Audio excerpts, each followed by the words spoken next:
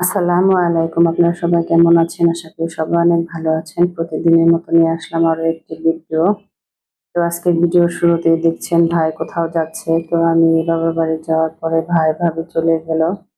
কোথায় গেল, কি কারণে গেল, পুরো ভিডিওটা দেখতে থাকুন। তো গিয়ে দেখতে পেলাম কাকারা ধান সিদ্ধ করছে। তো আপনাদের মাঝে একটু শেয়ার করলাম।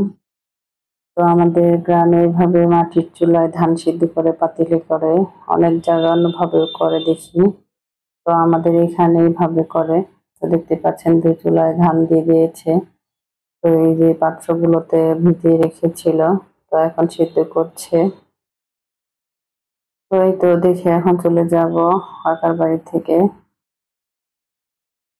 তো এসে দেখছি ভাইয়ের ছেলে ভাতিজা আপনার ফুলের বাগান করেছে, অনেকগুলো আইটেমের ফুল আছে এখানে।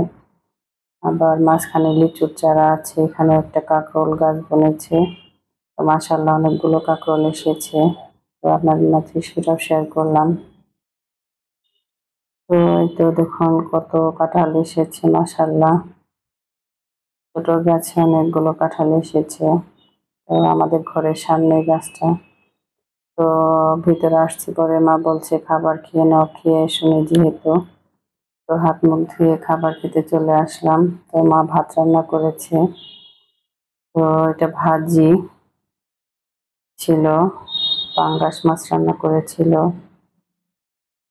পাঙ্গাস মাছ শুধু টমেটো দিয়ে ভুনা করেছিল, সাথে করলা ভাজি, এখানে মাছ ভাজি, ডাউলও ছিল। তো এটা ছিল আমাদের সকালের খাবার, সকালের নাস্তা। তো ছেলেকেও খাবার দিয়ে দিয়েছি, বড় ছেলে খাচ্ছে, আমিও খাবো। এটা ছিল গুড়া মাছের চচ্চড়ি, এখানে ভাত। তো যে উদ্দেশ্যে যা আপনাদের তো বলেছি, একদিনের জন্য বাবার বাড়ি যাচ্ছি। তো কিছুদিন আগে আমার নানু মারা গিয়েছে, সেটা তো আপনারা সবাই কম বেশি জানেন। তো নানুর জন্য মসজিদে একটু দোয়ার আয়োজন করেছিল, মিলাদ বলা যায় হুজুরদের দিয়ে। আর মসজিদে জিলাপা দিয়েছিল, এগুলো সবাইকে দিবে মিলাদ পড়ানোর পরে। তো সবাই আমার নানির জন্য বেশি বেশি দোয়া করবেন, আল্লাহ যেন আমার নানিকে বেহেশত নসিব করে, জান্নাতুল ফেরদাউস দান করে। নানির জন্য আমি সবসময় নামাজ পড়ে দোয়া করি, আপনারাও দোয়া করবেন। জিলাপিগুলো গরম থাকায় আব্বা হাত দিয়ে এগুলো করে দিচ্ছে যেন গরম ভাবটা বের হয়ে যায়। ভাই মাত্রই নিয়ে এসেছে। তো ভাই এখন চলে যাবে ভাবিকে নিয়ে।